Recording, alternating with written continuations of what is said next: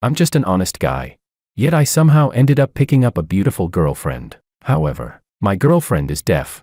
So I have no choice but to work 3 jobs a day to support her. But who would have thought I'd unexpectedly see her sitting in a private room at a high-end club, chatting and laughing with effortless charm. Someone beside her asked how much longer she planned to keep pretending. She smiled absent-mindedly. When Makoto comes back to the country, I'll give him a few million as breakup compensation. He'll naturally disappear. So I was just the stand-in for a rich heiress's true love. I pinched my thigh and turned to leave, only to bump into her even more stunning best friend when I turned around. She sneered at me. Stop pretending. The corners of your mouth are practically reaching your ears. Chapter 1. I eyed the beauty in front of me warily. I don't understand what you're talking about. In truth, I was secretly admiring the curves beneath her silk dress. Willow's delicate face tightened under my gaze, her expression growing even colder and more aloof. You probably didn't expect this. Sophia had someone report your whereabouts to her so she could sneak out to drink and go clubbing. I was startled and shot back. That someone wouldn't happen to be you, would it? The corner of her lips lifted slightly, her clear, cool eyes tilting upward with a hint of mockery. Your so-called working 3 jobs a day to earn money for her treatment, is that wandering the streets from morning till noon, then spending a comfortable afternoon gaming at an internet cafe, and finally playing 2 hours of basketball at night before going home. Cold sweat broke out on my back. She found all that out. In front of Sophia, my persona was that of a poor yet resilient boyfriend who loved her to the bone. In the morning, I handed out flyers. In the afternoon, I worked at a restaurant. At night, I collected recyclables. By the time I got home, I'd be drenched in sweat, so exhausted I couldn't lift a finger. After slaving away for a month, I'd hand her 2,000 yuan for her medical treatment. Sophia fell for that act completely. Not only would she take care of all the housework, she'd even dote on me at night and help me rest. Damn it. I thought this heaven-sent lifestyle would last a little longer. I looked up, testing Willow. What do you want? She stepped closer, her flawless face right in front of mine, letting out a low laugh. Sophia really isn't a good person. I'm not here to condemn you, and I won't tell her. I snapped out of the visual shock and swallowed. Then what do you mean? George, dump her and date me instead. If you're worried, you can take me for a full medical check too. It took me quite a while to process that. Wait, what exactly are you after? A smile flickered in Willow's eyes as one brow arched. I'm after your good looks, your intelligence, and your talent. Well, that explains it. Only human nature, after all. Chapter 2. The rain on the day I picked up Sophia was even more romantic and tragic than in a TV drama. Since ancient times, picking up random women has never ended well. But that day, my heart felt like a damp, moldy corner. It just happened to resonate with the pitiful Sophia. According to her story, she had a gambling addict father and a cowardly mother. At 3 in the morning, she was kicked out of the house. She claimed she had suffered domestic violence for years, lost her hearing later in life, and needed a large sum of money for treatment. Honestly, even back then I felt her story was full of holes. Her skin was smooth and delicate, without even a trace of calluses on her hands. Though she wore cheap street stall clothes, they carried the distinct scent of brand new fabric. And with that face of hers, how could she possibly fail to make money anywhere? At worst, she was a fallen rich heiress down on her luck. But what can I say? I'm just an honest man, one willing to hit, one willing to take it. I half reluctantly, half willingly started dating her. On the very first day we got together, I took her to the hospital for a full checkup. That very night, I even used a flashlight to inspect every inch of her body. Sophia's body was tense, blushing. She typed on her phone to ask what I was doing, obviously checking whether you had any diseases. After confirming everything again and again, I bit down on her lips. I whispered countless dirty lines into her ear. After all, she couldn't hear them anyway. Her body was stiff as a board, the tips of her ears down to her neck flushed bright red. That night was wild, an excellent experience. From then on, it became me handling things outside while she managed everything at home. The truth was, I actually had savings and had even bought an apartment. I started drawing original comics in college and gradually gained some recognition. After they were adapted for film and television, I made quite a bit of money. But wealth shouldn't be flaunted. I told no one. Even my parents thought I was barely scraping by. Sophia had clearly approached me with some ulterior motive.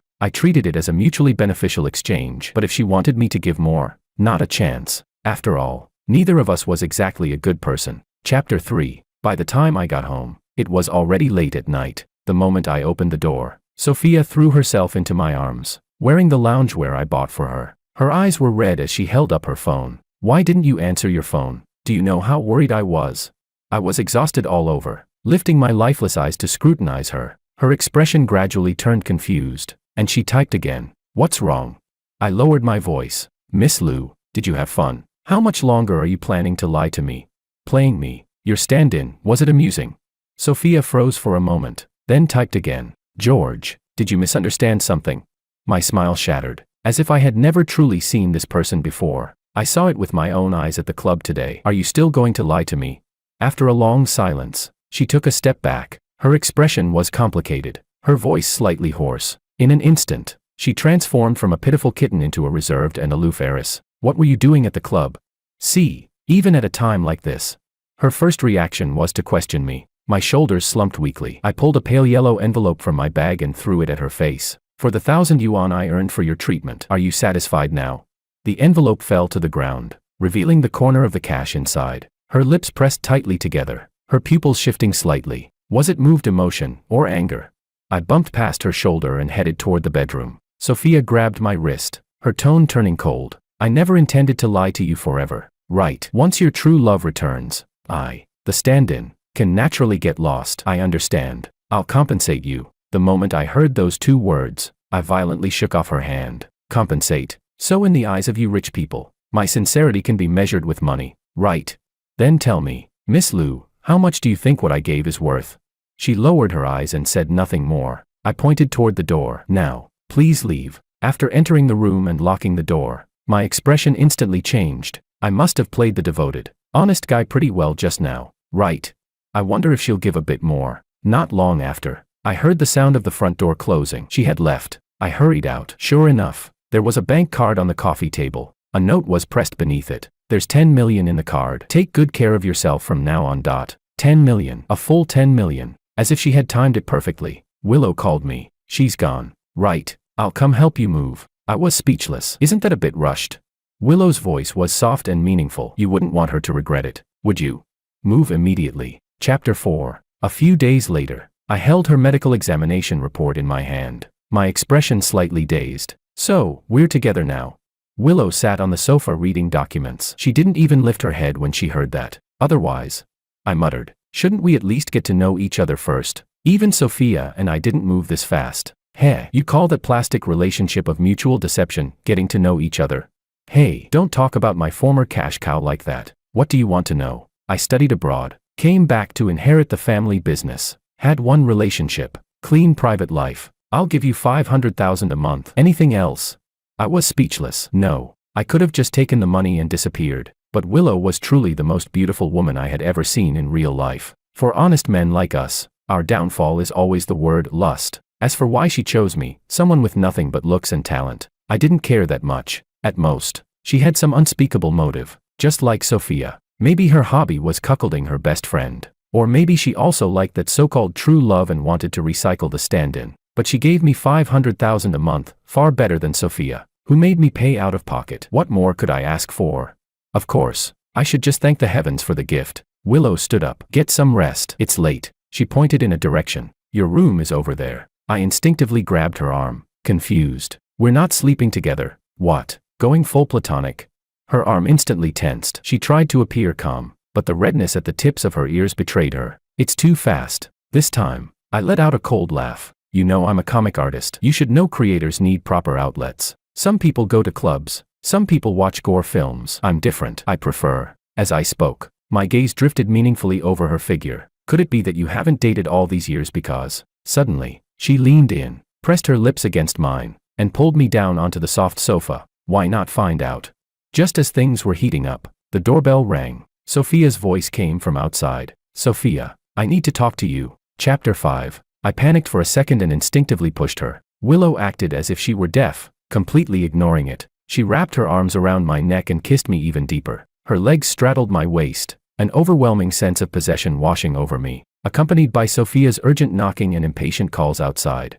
Willow trembled involuntarily and bit my lip hard enough to draw blood. I pressed my lips together and whispered, "Are we really continuing? She's still outside." Willow looked up at me. Her cool eyes were swirling with desire and dissatisfaction. After taking several deep breaths, she finally stood up. I seized the chance and ran back to my room. Soon, I heard the door open and the sound of them talking. Sophia must have noticed the mark on Willow's lips. Her tone sounded uneasy. Did I interrupt something? Willow's hoarse voice carried restrained impatience. If you have something to say, say it. If not, get lost. Sophia hurriedly said. I wanted to ask if you know where George is. Oh, I don't. She grew anxious. Didn't you promise to keep an eye on her? How could you not know? You two broke up. I have no obligation to help you anymore. Sophia was choked into silence for a long while. I almost thought she had left. But then came an angry demand. Whose shirt is this? Why is it identical to George's? Is he here with you? Hurried footsteps approached in this direction. Damn it, I forgot to bring my shirt inside. I nearly stopped breathing and quickly shut the crack in the door I'd been listening through. The next second, Willow grabbed her, her tone laced with warning. Sophia, you're crossing the line. I suggest you leave immediately. Sophia finally calmed down. Sorry, on the day we broke up, I had swiftly changed all my contact information. Willow had also agreed to cover for me, just in case Sophia regretted it. I hadn't expected her to track me down here. Ridiculous. After confirming Sophia had left, I stepped out of my room. Willow was no longer in the living room. My shirt had vanished with her. I hesitated before knocking on her door. Willow, are you in there? She ignored me and simply locked the door. Now she was throwing a tantrum. She was angry that I had chickened out at the crucial moment. I felt a bit guilty, but an honest man like me really didn't have that kind of thrill-seeking kink. Even my voice softened. At least give me my shirt back.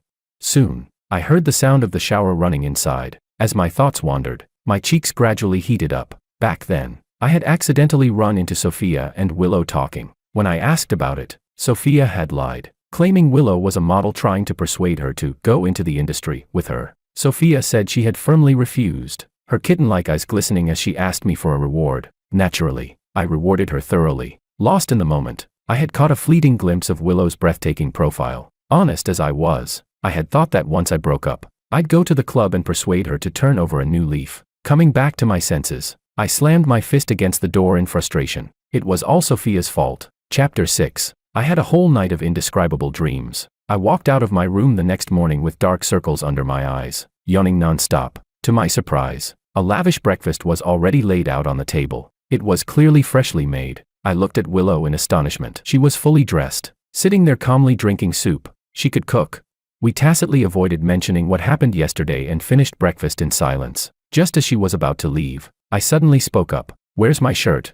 Willow stiffened, her gaze flickering for a brief moment. It was old. I threw it away. My eyes widened. Are you serious? I've worn it for years and never thought it was old. She lacked confidence now, her voice even sounding somewhat meek. I'll buy you 10 more. I felt slightly annoyed and looked up at her in dissatisfaction. But when I saw the redness at the tips of her ears, an idea flashed through my mind. I let out a wicked chuckle. I've heard that when a girl wears a guy's shirt, it's extra tempting. You didn't keep it to wear for me, did you? That sent her temperature soaring instantly. She mumbled something about a company meeting and fled in embarrassment. I clicked my tongue. Pretty thin-skinned. In the afternoon, the doorbell rang. Several mall employees in uniforms and white gloves respectfully carried over more than a dozen boxes. They said Willow had arranged it. When I opened them, they were all different styles of shirts. It was almost shocking. I called her immediately. She picked up quickly. Willow, what's all this? To compensate you, she answered briskly. I could practically picture her looking stiff and uncomfortable. A smile flickered in my eyes. Ahem, but I'm not very satisfied. Willow paused. Then what do you want? I casually picked up a white silk shirt and spoke in a teasing tone. I want you to wear one tonight and come to my room on your own. Click. The call was hung up instantly. I blinked, a little confused. Did that mean yes or no? Whatever. Tonight, I was definitely going to make something happen. So when the doorbell rang again, I went to open it without any guard up. The moment the door opened, surprise turned into shock. Standing outside was Sophia, her face dark and stormy. She stared at me viciously, her voice eerie. You two sure know how to have fun. Huh? Chapter 7. I reacted quickly and tried to shut the door. Sophia shoved her hand in, getting it caught hard enough that her face turned pale. She took a deep breath. George, you're ruthless. I let go. Frowning, I asked, why are you here? Hearing that only deepened the anger in her eyes. Shouldn't I be asking you that? Why are you involved with Willow? I found it baffling. Wasn't it you who created the opportunity? She kept watching me and caught feelings. Sophia looked like she might have a heart attack from anger. She took a step back, staring at me in disbelief. And you? We just broke up and you couldn't wait to find another woman. I shrugged shamelessly. Yeah, so. George, did you ever love me? She practically roared the question. I couldn't help but laugh. You didn't ask that when you were treating me as a stand-in. Why act now? Her expression shifted. As I turned away, she grabbed my arm. Let go. I snapped impatiently. George, listen to my explanation. Before she could finish, a figure rushed over. Sophia stumbled backward from the shove, barely keeping her footing. Willow stood in front of me, her gaze cold and dark. "Sophia, I warned you." Sophia didn't hesitate. She slapped Willow across the face, clearly furious. The corners of her eyes reddened. "I trusted you so damn much. How could you?" Willow showed no weakness, her tone icy. "If you didn't cherish what you had, can you blame someone else?" Sophia stared at her for a long moment, then suddenly let out a cold laugh as if realizing something. "Willow, no wonder you, a busy person, volunteered to help me with this. You had this in mind from the start, didn't you?" Willow didn't answer, she simply slapped her back. Two beautiful women fighting was admittedly quite a sight, but if they kept going, someone would end up in the hospital. I rushed forward to break them apart. "Stop it, aren't you embarrassed?" While separating them, I casually pushed Sophia away. She staggered back 2 steps and looked at me in disbelief. "George, you're siding with her?" "Of course, she's my girlfriend." That sentence froze her completely. The color drained from her face, leaving only defeat. "You've only known each other for how long?" "So what? True love has nothing to do with time." It was like she'd been stabbed again. Her eyes grew even redder. Her lips trembled as if she wanted to say more. Suddenly, Willow let out a muffled groan. I quickly supported her and helped her inside. Out of the corner of my eye, I noticed Willow slightly raise her brow. The corner of her lips curved towards Sophia in a provocative smile. Chapter 8. I took out the medical kit to treat Willow's wounds. When I saw the crack at the corner of her lips, my heart ached. Sigh, what if it scars? The pleased expression on Willow's face vanished instantly. She grabbed my arm, her brows pressing down. "Do you only like my face? What else would it be?" Even when she was angry, she looked even more beautiful, but I didn't dare say that. Instead, I smoothly turned the tables. "What about you? What did Sophia mean just now? What exactly are your intentions toward me?" Willow looked away. I thought she was about to dodge the question again, but instead, I heard her say clearly, "It was love at first sight." I lifted my head and met her gaze, far from innocent. My heartbeat quickened for a split second. I looked away and replied, "Only human nature." A low chuckle brushed against my ears, like strong liquor poured over ice. Damn, I had evolved from a face lover into someone captivated by both face and voice. That night, I tearfully reminded Willow to go to bed early. All because of that jinx. Sophia. Chapter 9. I hadn't been idle for long before my editor started urging me to begin the second installment. After wavering between slacking off and getting to work for a few minutes, I decisively got up and turned on my computer. Money given by others always carries the risk of being taken back. Money earned by yourself truly belongs to you. So I returned to my nocturnal schedule, often not even crossing paths with Willow. One day, she knocked on my door. I was yawning endlessly, somewhat annoyed. "What is it?" Willow stood there, her figure graceful and striking, a white dress accentuating her tall, refined elegance. Just standing there, she looked like a protagonist stepping out of a comic, but I merely glanced once before looking away. The exhaustion from work had long replaced any worldly desire. Even if she stripped bare in front of me right now, I would probably just drape a coat over her and tell her to take her madness elsewhere. Willow lowered her eyes at me. "Are you drawing the second part of Curved Blade?" I froze. "How did you know?" "I'm your fan." She said it so directly that I didn't quite know how to respond. As for how she found out, she probably discovered it while secretly stalking me. I often worked on my drafts at internet cafes. After hesitating for a moment, Willow spoke softly. "Can I take a look?"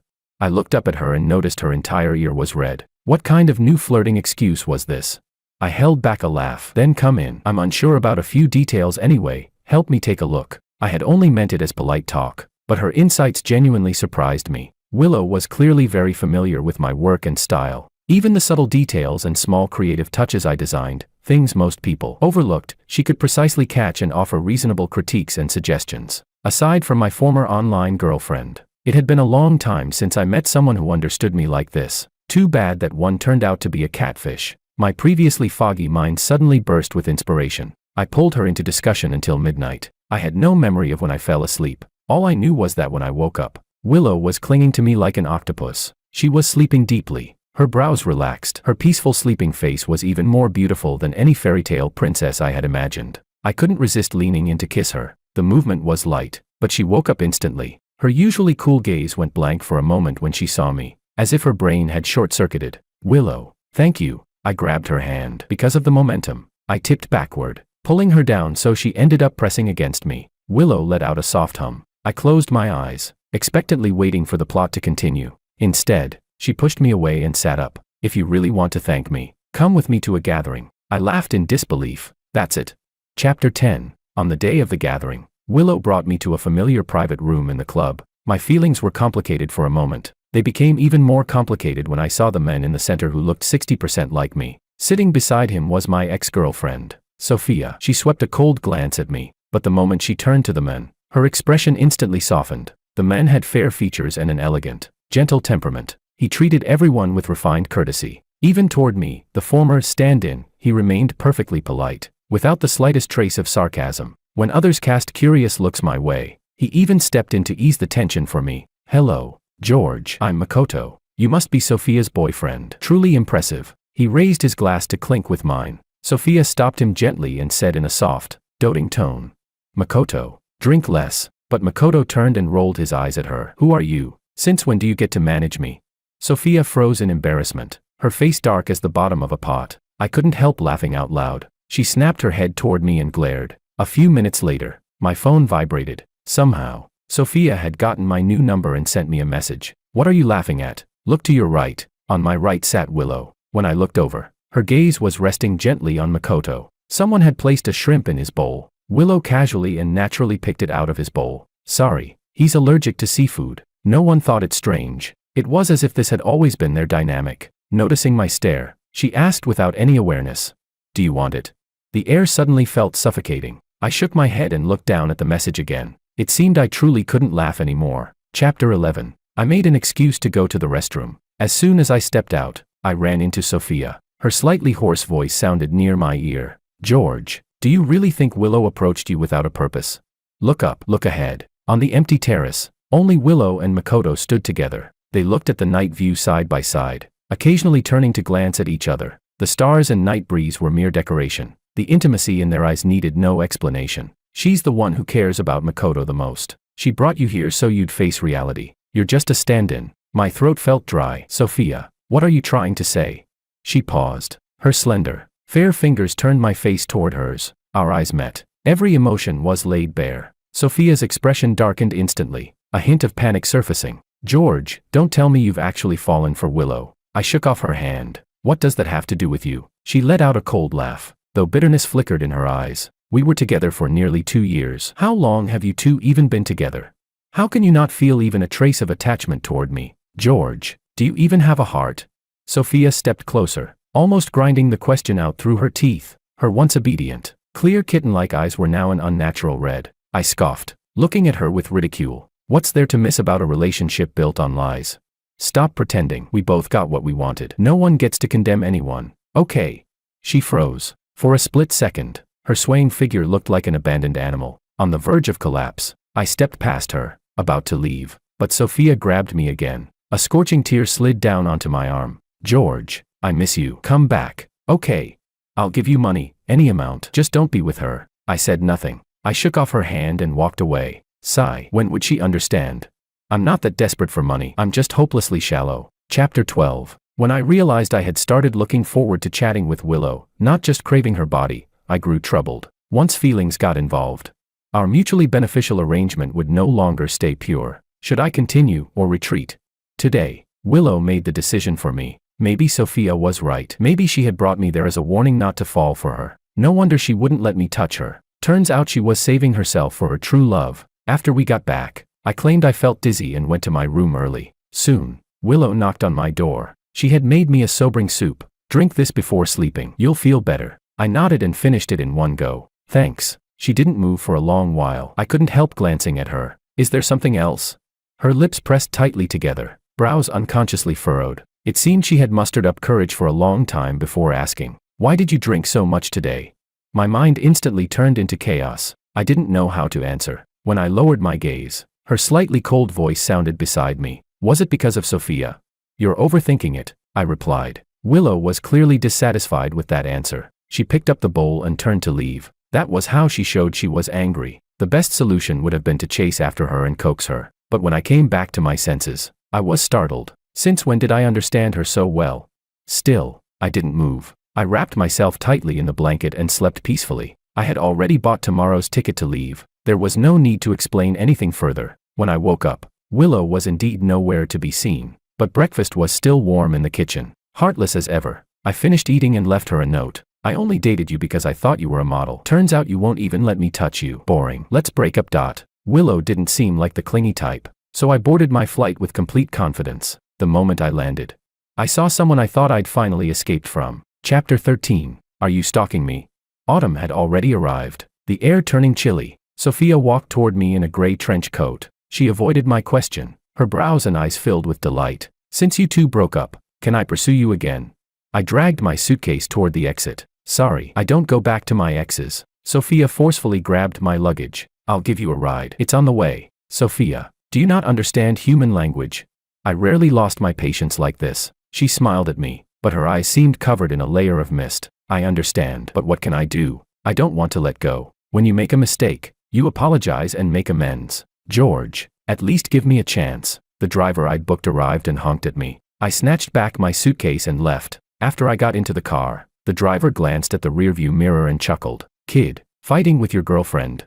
I looked back. Sophia's car was chasing right behind us. Suppressing my irritation, I said, ex-girlfriend, still harassing me after the breakup. The driver immediately grew serious. No worries. Trust my driving skills. I'll shake her off in minutes. The next second, I was thrown backward in my seat. The car shot forward, weaving through streets and alleys, turning corner after corner until we finally lost her. By the time we reached the guest house, I nearly threw up. The driver proudly thumped his chest. Mission accomplished. With a pale face, I gave him a thumbs up. Thank you, sir. This small town was a niche travel destination I'd researched for a long time. It was off-season now, yet the scenery was beautiful, perfect for staying a while. Over the next few days, I wandered around the town. My whole body felt warm and relaxed. Passing by a milk tea shop, I noticed it had far more customers than the others. I walked over and locked eyes with Sophia, who was wearing the shop's employee uniform. I was speechless. So it wasn't that the milk tea tasted good. It was that the staff was pretty. She froze for a second, then her face lit up with joy. What would you like to drink?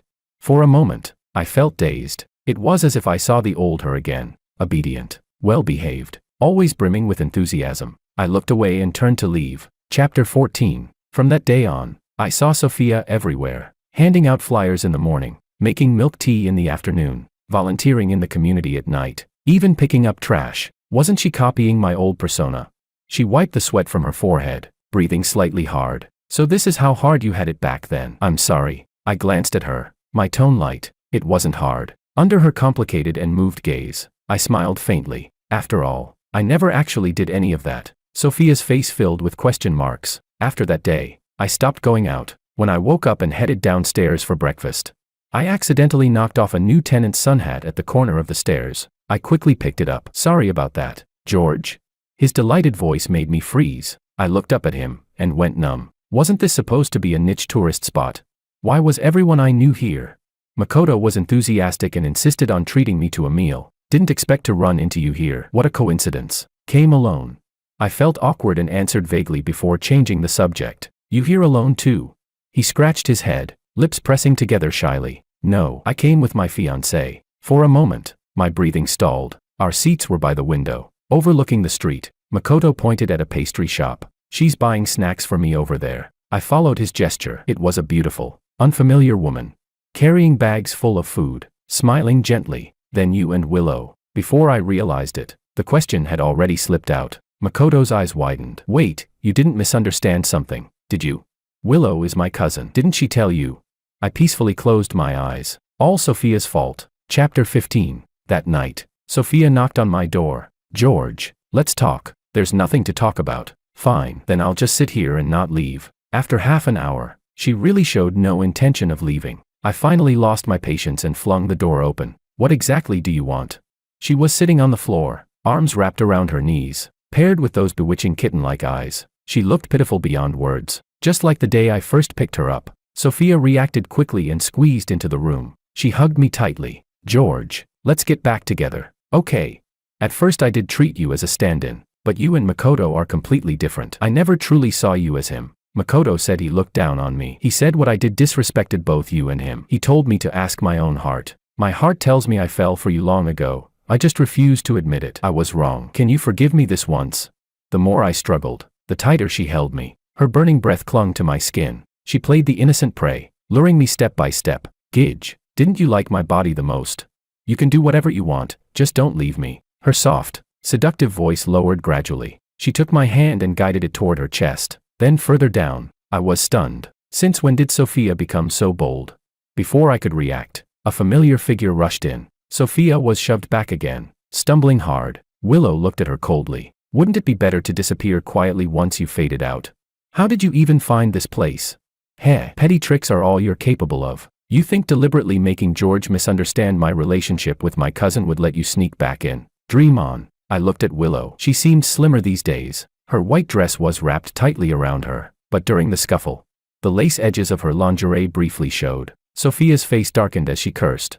Who the hell are you dressing like that to seduce? Willow didn't get angry, she smiled instead, even lifting her brow as if showing off. Didn't you say I was a model? I'm just doing what models do. Sophia took a deep breath, furious. Have you no shame? And you do? You were just trying to seduce someone else's boyfriend. If you're that desperate, go home. Sophia was clearly at a disadvantage now. She received another slap. This time she didn't fight back. She only looked at me helplessly. I sighed. From the day you lied to me, this ending was inevitable. Sophia, leave yourself a little dignity. Her proud posture finally collapsed at that moment. Chapter 16. After Sophia left, I was weighing how to speak. Willow didn't ask a single question. She turned, shut the door, and locked it. Then she silently opened the black suitcase she had brought. Silver handcuffs, uniforms, blindfolds, a small whip, ropes. My pupils trembled. I stepped back in shock. Why you? Willow looked up, her gaze aggressive and fixed on me. She stepped closer and closer. My throat suddenly felt dry. What are you doing? Willow moved close and kissed me on her tiptoes. Tonight, my body is yours to command. When a beautiful woman willingly plays along and tempts you again and again, who could possibly resist? I decided to follow my heart and pulled her into my arms. All the pent-up frustration and longing dissolved into a wild, lingering kiss. Desire fell like spring rain, steady and unending. As night deepened, the rain grew heavier, tirelessly beating against the windows. Turns out, suppressing things for too long really does cause problems. The tide surged again and again against the shore. We nearly went on until dawn. When my head finally touched the soft pillow, I was drifting into sleep, but I didn't forget one important thing. Willow, can you tell me about your first love?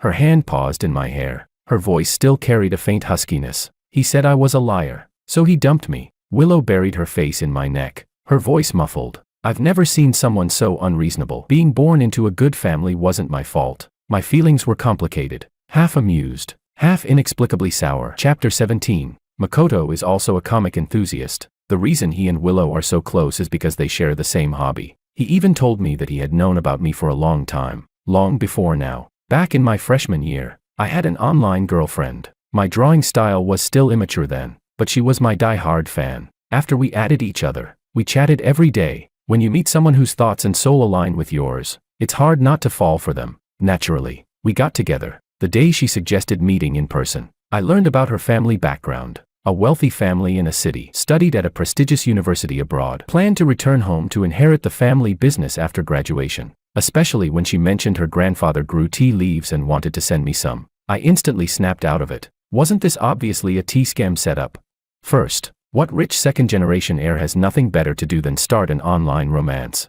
Second, the selling tea scam routine had been talked about to death. So I broke up with her, claiming I had to return home to mourn and observe 3 years of filial piety. Then I blocked and deleted every contact method she had. Who would have thought my online girlfriend was actually Willow? Makoto said he teased Willow about it for a long time. Yet after all the twists and turns, we still found each other. Looking at her leaning against my chest, I asked, "Why didn't you tell me earlier?"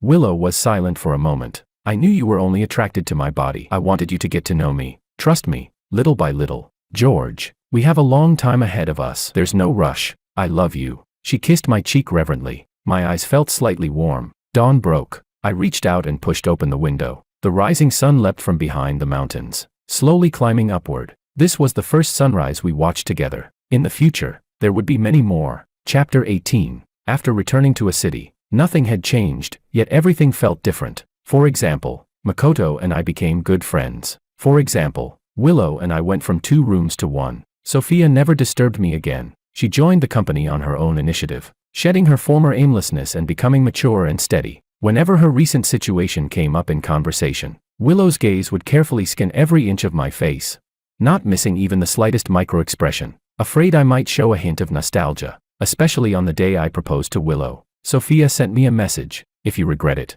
I can crash the wedding anytime. Willow went to give Sophia another slap. Yet it still didn't completely ease her insecurity. Amused, I turned her face toward me, though she tried to act indifferent. Don't worry. From the moment we broke up, I was done with her. Willow looked at me suspiciously. Even if she stripped and stood in front of you right now, you'd turn and walk away.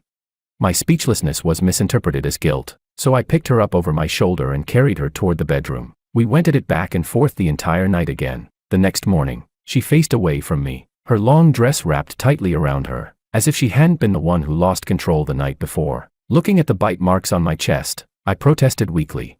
Are you a cat? Why are you biting? Willow glanced at me sideways. Of course, if I don't mark my territory, what if some shameless vixen takes advantage?